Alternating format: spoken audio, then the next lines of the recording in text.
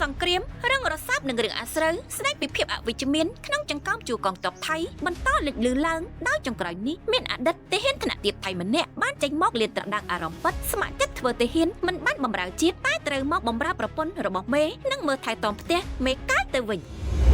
អតីតពលទាហានថៃម្នាក់បានចែករំលែកបទពិសោធន៍ជីវិតក្នុងឯកសណ្ឋានដែលខុសប្លែកទាំងស្រុងពីអ្វីដែលមនុស្សជាច្រើនស្រមៃចាប់តាំងពីថ្ងៃដែលស្ម័គ្រចិត្តចូលបម្រើជាតិអ្វីដែលគាត់បានជួបប្រទះមិនមែនជាទីលានវឹកវើឬការការពារប្រទេសជាតិឡើយប៉ុន្តែបែរជាការងារប្រើកម្លាំងបាយការងារបម្រើនិងភារកិច្ចក្នុងផ្ទះមេដែលមិនត្រូវបានគេប្រាប់គាត់ឲ្យបានដឹងតាំងពីដំបូង1ការប៉ັດដល់ស្អុយគក្រកក្រោយឆ្លងកាត់ការវឹកវើបន្ទាប់ពីបញ្ចប់ការវឹកវើបានមិនយូរប៉ុន្មានគាត់និងមិត្តភ័ក្តិត្រូវបានជ្រើសរើសចេញពីអង្គភាពដើម្បីទៅបំពេញភារកិច្ចផ្សេងៗក្រៅពីការងារទាហានកិច្ចការងារដំបូងដែលស្រមៃថានឹងបានឈានចូលទៅបម្រើប្រទេសជាតិតាមសមត្ថភាពដែលបានវឹកហាត់បែរជាត្រូវរលាយសូន្យព្រោះពួកគេត្រូវបានបញ្ជូនឲ្យទៅប្រចាំការតាមផ្ទះរបស់មេបញ្ជាការមេទាហានដែលមានឋានៈបុណ្យស័ក្តិខ្ពស់ៗដែលមេទាហានទាំងនោះមិនបានរស់នៅក្នុងអង្គភាពតាមប្រព័ន្ធធម្មតានោះទេប៉ុន្តែចេញទៅរស់នៅក្នុងផ្ទះរៀងៗខ្លួន2ពីពលទាហានត្រៀមខ្លួនបម្រើជាតិប្រែក្លាយជាអ្នកថែទាំអ្នកជំងឺទៅវិញអ្វីដែលហួចចិត្តនឹងធ្វើឲ្យឈឺចាប់បំផុតនោះគឺភារកិច្ចចម្បង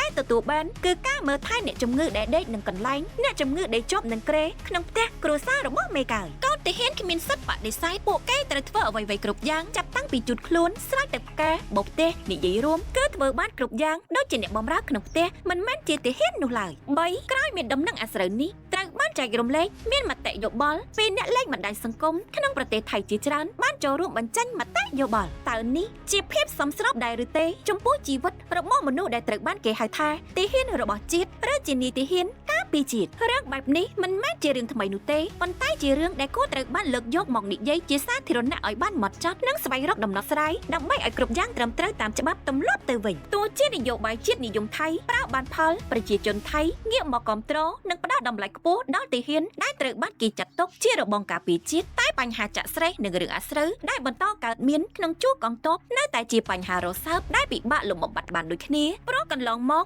មាននាយទាហានថ្មីឬនាយទាហានកាតព្វកិច្ចបានក្លាយជាឧបករណ៍កំដរអារម្មណ៍របស់មេកាយនិងមានខ្លះរងទុក្ខទារុណកម្មរហូតបាត់បង់ជីវិតដោយមិនទទួលបានសំណងឬយុត្តិធម៌អ្វីទាល់តែសោះ